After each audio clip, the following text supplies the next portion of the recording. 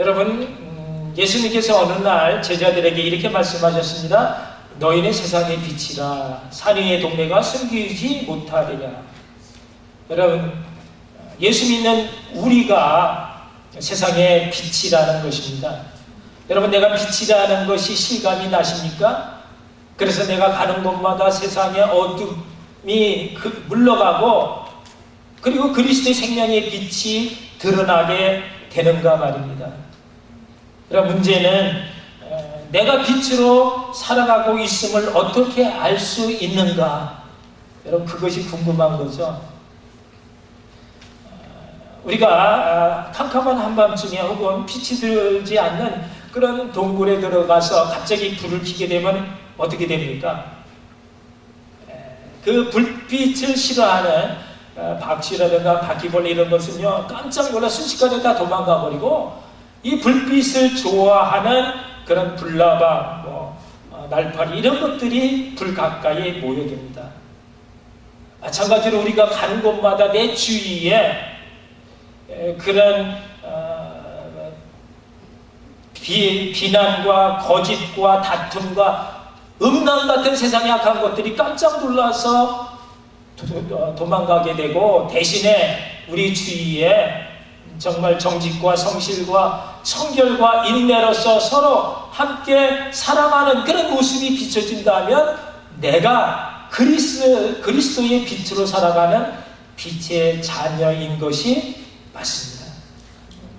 여러분, 옛날 미국의 서부 개척 시대에 있었던 일입니다.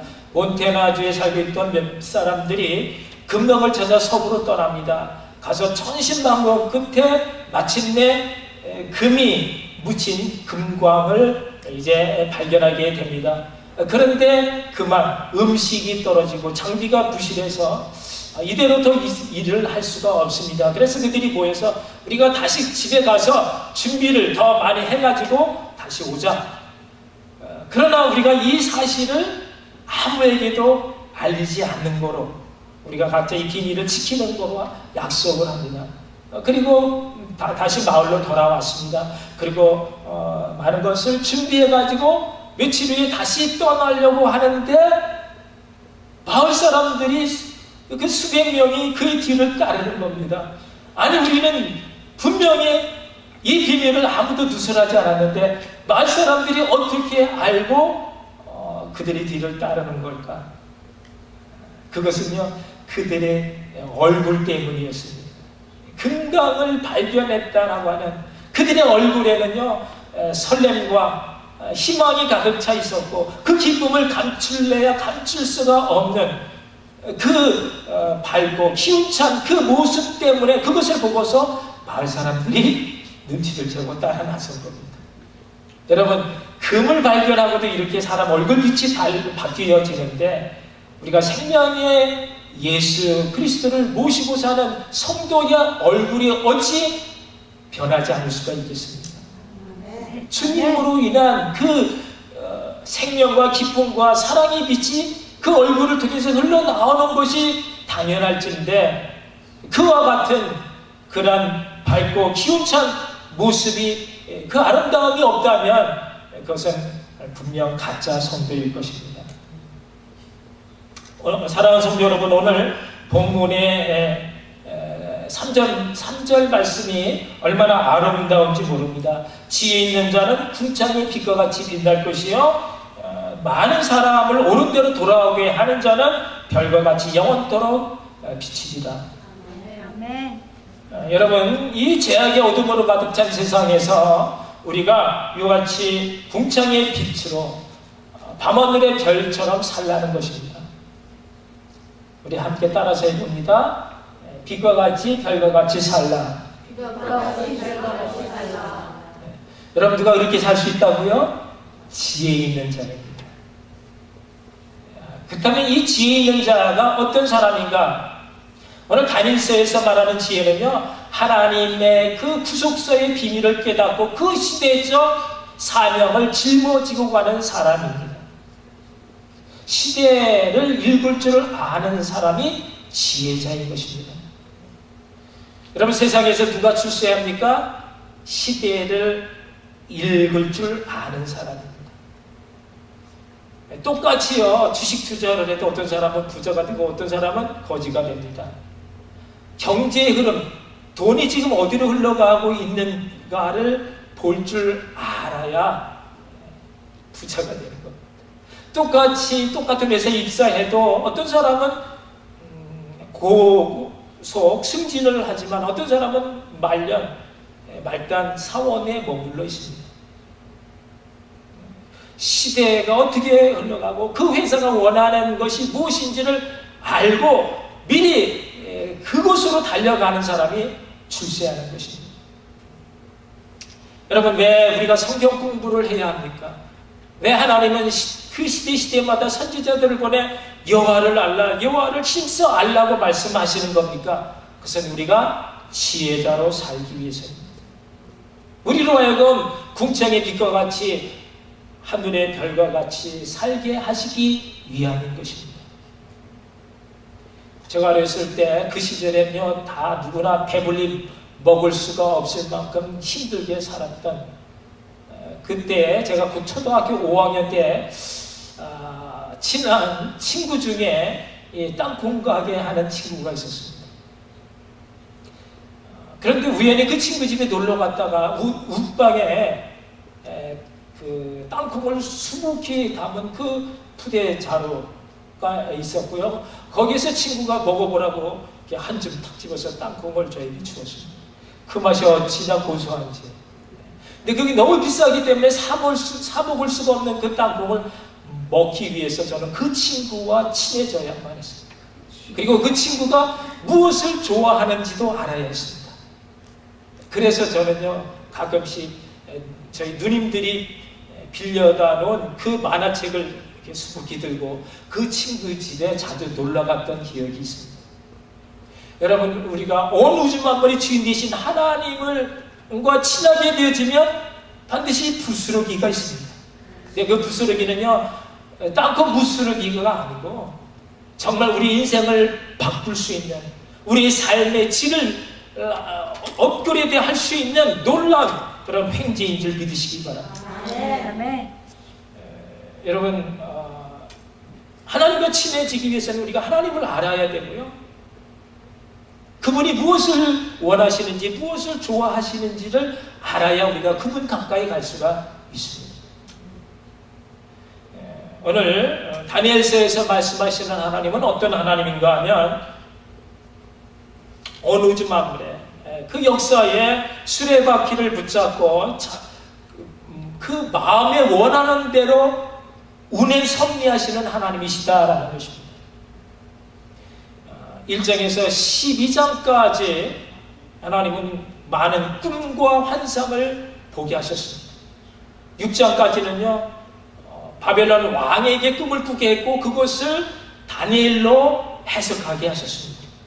그런데 7장부터는 다니엘에게 직접 꿈으로 계시를 하셨고, 그리고 그 이상을 천사들로 말하게 하셨습니다.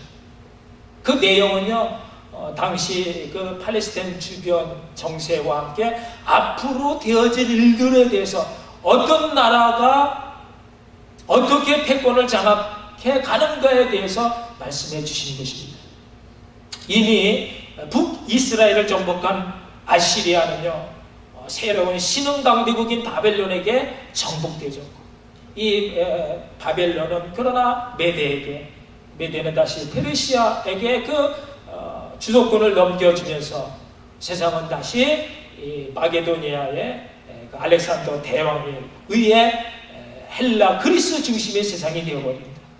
그러나 그것도 오래 가지 못하고 결국은 로마에 의해서 하나로 통합되어지고 번영케 되어지는 그 되어질 일에 대해서 말씀을 하시고, 또 말씀하시는 이유가 뭐냐면 바로 이 역사의 수레바퀴는, 이 모든 것을 이끌어 가시는 분은 바로 하나님이다 하는 것을 우리에게 알게 하시기 위함이었습니다. 아멘. 여러분, 역사에 우연은 없는 것이고요, 한 왕이 세워지고 굴복당하는 것도, 한 나라가 흥하고 망하는 것도, 한 민족이 살고 죽는 것도 다 그분의 섭리 가운데 있다라는 것입니다. 하나님은 하나님의 백성을 위해서 왕조의 배열도 바꾸시기도 하고, 또 그 주변의 나라들의 그 주변 국가들의 흥망성쇠를 고무줄처럼 당기시기도 하고 늦추시기도 하시는 분이십니다. 택한 하나님의 백성들이 가던 그 악한 길에서 돌이켜 하나님 품 안으로 돌아오시기만 한다면 하나님은 역사의 수레바퀴를 바꾸시겠다는 것입니다. 해를 멈추시기도 하시고 해를 뒤로 돌아가기도 하시는 전능의 하나님께서 지금도 우리를 위해서 그와 같은 놀라운 일들을 섭리해 가시는 줄 믿으시기 바랍니다. 네. 이제 마지막 주님 재림이 가까이 다가온 종말의 시대에 어떤 일이 일어나게 될지, 어떤 환란이 우리를 기다리고 있을지 모르지만, 그러나 하나님의 말씀을 붙들라는 것입니다. 그 부름의 소망을 굳건히 붙잡고 자라나 오르나 지치지 않고 궁창의 빛같이 밤하늘의 별같이 그렇게 살라 말씀하십니다. 오늘 들려주시는 말씀을 통해 지혜로운 자가 어떤 사람인지, 빛과 같이 별과 같이 사는 것이 누구인지를 깨닫고 그렇게 주님의 권능과 은총 가운데 사시는 복된 여러분 모두가 되시기를 주님의 이름으로 축복합니다. 아멘. 첫째, 빛과 같이 별과 같이 사는 지혜로운 사람은 믿음의 사람인 것입니다. 구원의 확신과 최후 승리를 믿어야 하는 것입니다. 본문 1절에 보면 그때 내 민족을 호위하는 대군 미가엘이 일어날 것이요 또 환란이 있으리니 이는 개국 이래로 그때까지 없던 환란일 것이며 그때의 내 백성 중 무릇 책에 기록된 모든 자가 구원을 얻을 것이라 하셨습니다. 이 마지막 세대 대환란이 있다라는 것입니다. 주님 재림 전에 있게 될 이 대환란은 이제까지 보지 못했던 개국 이래 유사 이래 가장 큰 세상 마지막 대환란인 것입니다. 고통의 때인 것입니다. 피하고 싶어도 피할 수 없는 그런 시련이 우리를 기다리고 있습니다. 여러분, 이 환란을 통과할 수 있는 것 오직 믿음뿐인 것입니다. 이 믿음이 정말 우리에게 있는 이 믿음이 진짜 믿음인지 가짜 믿음인지 그 환란의 불 가운데 테스트를 받습니다. 그래서 그 믿음이 진짜 믿음이라면 그 환란을 통해서 그 환란이 크면 클수록 우리의 믿음은 더 빛을 발하게 됩니다. 더 단단한 가운데 성숙한 믿음이 될 줄로 믿습니다.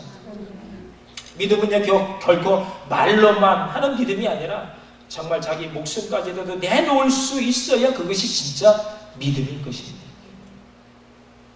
어떤 목사님이 혼자 산에 등산하러 갔다가 그만 실족해서 이 절벽으로 떨어지게 되었습니다. 그런데 그 위급한 상황에서도 목사님이 그 손을 뻗어서 절벽 중간에 있는 소나무 나무가지를 붙잡을 수가 있었습니다. 간신 목숨을 건진 목사님이 이제 절벽 위에다 대고 소리를 칩니다. 살려주세요. 거기 아무도 없습니까? 그런데 위에서 소리가 들렸습니다. 염려 마라. 아들아, 내가 여기 있노라. 목사님이 누구세요? 그러니까 나는 너의 하나님이다. 그러니까 이 목사님이 다급한 목소리로 아이고 하나님 살려주세요. 이 위험에서 나를 구해주시면 내가 목숨을 다해 주님을 위해 섬기겠습니다. 좋다. 그러면 내가 시키는 대로 해라. 내가 쥐고 있는 그 나뭇가지를 손을 놔라. 그러니까 이 목사님이 아이고 그게 무슨 말씀이세요? 제가 지금 이걸 놓으면 저는 이 절벽에 떨어져 죽습니다. 아들아, 아니다. 내가 너를 붙들고 있음을 믿어라. 그 믿음대로 될 것이다. 이 목사님이 매달려가지고 한참 아무 말 없이 곰곰이 생각하다가 하는 말이 거기 위에 하나님 말고 다른 사람 없습니까? 여러분, 웃자고 누군가 만든 유머겠지만 목사인 제가 많이 부끄럽습니다. 여러분, 우리에게 믿음이 있다라고 생각하지만 정작 어떤 일이 일어나서 믿음이 필요할 때 그 믿음은 온데간데 없습니다. 우리가 살겠다라고 붙들고 있는 세상의 그 나무 가지를 놔야 주님께서 우리와 함께 풍성한 은혜의 세계로 보다 안전한 생명의 길로 이끌어 주실 텐데, 우리는 그 탐욕의 끈을, 그 죄악의 끈을 놓지 못하고 꽉 움켜 잡은 채 살려달라 소리만 치는 것입니다. 그것은 참 믿음이 아닌 것입니다. 놔야, 우리가 손을 놔야 주님을 붙잡을 수 있고 주님이 우리와 함께 새로운 더 좋은 세계로 인도해 가시는 것입니다. 그러므로 예수님께서 말씀하십니다. 인자가 올 때 세상에서 믿음을 보겠느냐. 여러분, 우리 믿음이 진짜 믿음인지 그처럼 엄청난 환난을 통과할 수 있는 그런 산 믿음인지를 우리가 확증할 수 있어야 합니다. 오늘 말씀이에요. 하나님께서 그 대환란이 있기 전에 미가엘 천사장을 보내서 그 믿음을 가진 하나님의 자녀들을, 그 생명책에 기록된 그 하나님의 자녀들을 지켜주고 붙잡아 주실 것이다라는 것입니다. 다 구원을 얻게 된다라는 말씀입니다. 그러므로 여러분, 우리에게 이 환난에 대해서도 우리가 두려워할 필요가 없다라는 것입니다. 여러분, 다니엘 3장에 나오는 이와 같이 산 사람이 누구예요? 다니엘과 세 친구입니다. 다니엘의 그 세 친구는 죽는 것보다도 하나님을 더 두려워하는 그 믿음으로 황금신상에 절하는 대신에 그 극렬히 타고 있는 그 풀무불 가운데 들어갔습니다. 어떻게 됐습니까? 다 죽지 아니하고 하나님이 지켜주심으로 털끝 하나 상함 없이 깨끗하게 나올 수가 있었습니다. 그리고 하나님께 영광을 돌린 겁니다. 그래서 하나님이 그들을 그 많은 사람들 가운데 하나님 왕의 총애를 받는 그런 복된 사람으로 세워주셨습니다. 여러분, 어떤 환난도 두려워하지 않는 이런 세상에 감당할 수 없는 믿음을 가지고 빛과 같이 별과 같이 사시는 복된 여러분 되시기 바랍니다.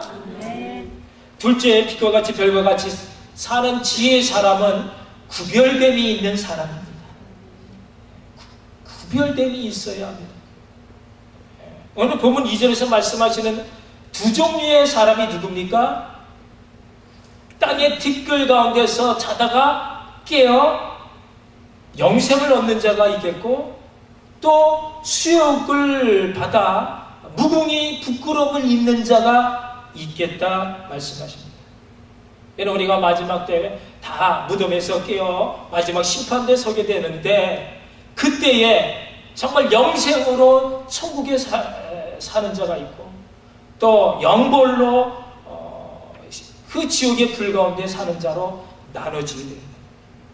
구별됨이 있다라는 거예요.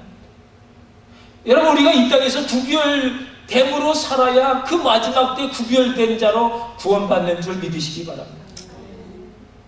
선한 일을 행한 자는 생명의 부활로, 악한 일을 행한 사람은 심판의 부활로 나오리라. 요한복음 5장 29절 말씀입니다. 선한 일이 무엇입니까? 그저 착하게 살고 도덕적, 윤리적으로 깨끗하게 사는 겁니까? 아닙니다. 하나님이 원하시고 기뻐하시는 하나님의 일이 바로 선한 것입니다. 누가 이렇게 구별된 삶을 살았습니까? 세상과 섞이지 않는 그 구별된 삶, 바로 다니엘과 세 친구 하나냐와 미사엘과 아사랴입니다. 1장에 보면요, 포로로 끌려온 그 많은 유대 친구들 중에서 바로 이 네 소년만 구별된 삶을 살았습니다. 당시 다니엘의 나이가 16살 어린 소년으로서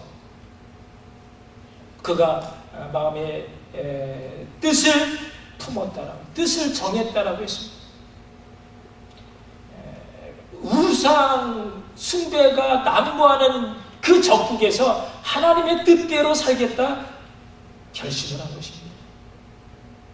여러분, 그냥 주는 대로 먹어도 시원치 않을 그런 망한 나라의 포로 소년입니다. 그런데 노예로 취급을 해도 살려만 준다면 얼마나 땡큐입니까? 그런데 고기도 줍니다. 포도주도 줍니다. 음식을 주는데 왕이 먹는 그런 산의 진미입니다. 무엇을 뭐 더 생각하고 말고 할 게 뭐가 있겠습니까? 근데 어찌 감히 환관쟁에게 어린 포로 소년이 무엇을 이유를 대고 사정을 얘기할 말이 뭐가 있겠습니까? 왕이 베풀어주는 그 특별 대우를 받지 않겠다라는 것입니다. 거절하겠다는 것입니다. 이유는 내가 살 빼기 위해서도 아니고 체질에 맞지 않아서도 아니고 내 몸을 더럽히지 않기 위해서라는 겁니다. 여러분, 이것은 살겠다는 뜻이 아닙니다. 주님을 위해서 내가 죽겠다는 것입니다. 혹시 그 가운데, 그 고기 가운데 우상 제단에 드려졌던 고기가 조금이라도 있을까봐, 혹시 그 고기 가운데 율법이 정하신 금기된 그 고기가 조금이라도 섞여 있을지 몰라서 단 1%의 부정까지도 나는 용납하지 않고 타협하지 않겠다라는 것입니다. 그런데 그렇게 하나님 앞에 뜻을 정하고 나니 하나님께서 도와주십니다. 그 환관장의 마음을 부드럽게 해서 그의 뜻을 받아들입니다. 그리고 채소만 먹는데 그 고기를 먹는 다른 소년들보다 얼굴이 윤기가 훨씬 더 아름답게 해주셨습니다. 우리가 구별되고자 하는 그런 삶을 살고자 할 때 하나님 반드시 돕는 손길을 우리에게 보내주십니다. 그들에게 지혜와 총명을 더하여 주셨습니다. 많은 친구들 보는 앞에 그들로 왕의 총애받는 그런 존귀한 자리에 앉게 해 주셨습니다. 여러분, 우리는 어떻습니까? 우리는 우리의 믿음을 지키기 위해서 하지 않아도 될 고난을 스스로 자초한 적이 있으십니까? 우리 신앙, 순결한 신앙을 유지하기 위해서 우리는 정말 즐기던 세상 나 과감하게 꺾어 버린 적이 있습니까? 잘하신 것입니다. 우리가 주님을 위해서라면 친구나 취미나 돈이나 명예나 세상 그 어떤 것도, 가정의 평화까지라도 다 주님께 맡기고 다 버릴 수 있어야 합니다. 여러분, 1% 부정한 것은요, 그것은 이미 순결한 것이 아닌 것입니다. 할 수 없는 이유야 얼마든지 많습니다. 핑계를 대려면 얼마든지 말을 만들어낼 수 있습니다. 그러나 남이 하지 못하는 것을 할 때 그것이 구별됨입니다. 하나님의 관심은 누가 구별된 삶을 살아가고 있는가에 있습니다. 신앙의 정상에서 빛나는 빛과 같이, 별과 같이 그렇게 살 수 있는 여러분 되시기를 바랍니다. 네. 셋째, 빛과 같이 별과 같이 사는 지혜로운 사람은 많은 사람을 옳은 대로 돌아오게 하는 사람입니다. 즉 전도하는 사람인 것입니다. 별은요 밤하늘의 그 어둠 속에 길을 비춰주는 사람들의 안내자입니다. 여러분, 막막한 그 바다에 그 항로를 잃고 또 다니는 배에게 있어서 한 줄기 등 뒤에 비친 곧 생명선인 것입니다. 여러분, 얼마나 많은 사람들이 이 죄악의 어둠 세상 가운데 갈 길을 몰라 방황하며 헤매고 있는지 모릅니다. 우리가 그들의 빛이 되어 주어야 합니다. 사람에게 있어서 가장 큰 지혜는 하나님을 찾아가는 지혜인 줄로 믿습니다.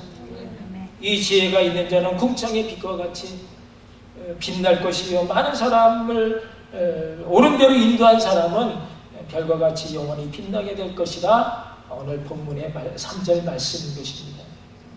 사랑하는 성도 여러분, 우리 생애의 가장 값진 것은 우리가 주님의 사명자로 사는 것입니다. 주님의 사명자는 주님의 마음을 품습니다. 죽어가는 영혼, 지옥불에 떨어질 그 영혼을 그냥 가만히 버려둘 수가 없는 것입니다. 건져내야 합니다. 그것이 우리의 삶의 목적이고 또 사명인 것입니다. 우리에게 주님이 가지신 이런 영혼 사랑에 대한, 영혼 구원에 대한 뜨거운 열정이 있어야 하는 것입니다. 그때 주님의 능력과 권세를 힘있게 됩니다. 내가 너에게 뱀과 전갈을 밟으며 원수의 모든 능력을 제어할 권세를 주었으니 너희를 해할 자가 결단코 없으리라. 할렐루야. 여러분, 우리가 주님의 그 말씀을 따라 사명자로 살 때 바로 이 전도로 뒤로 떠나는 제자들에게 하신 이 주님의 말씀이 우리에게 그대로 임하게 될 줄로 믿습니다. 결단코 너희를 해할 자가 없으리라. 여러분, 우리가 전도하러 가야 합니다. 선교지로 떠나야 합니다. 떠날 수 없다면 어떻게 해야 됩니까? 보내는 자가 되어야 합니다.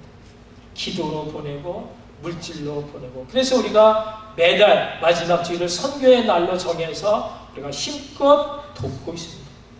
주님이 얼마나 기뻐하시는 일인지 모릅니다.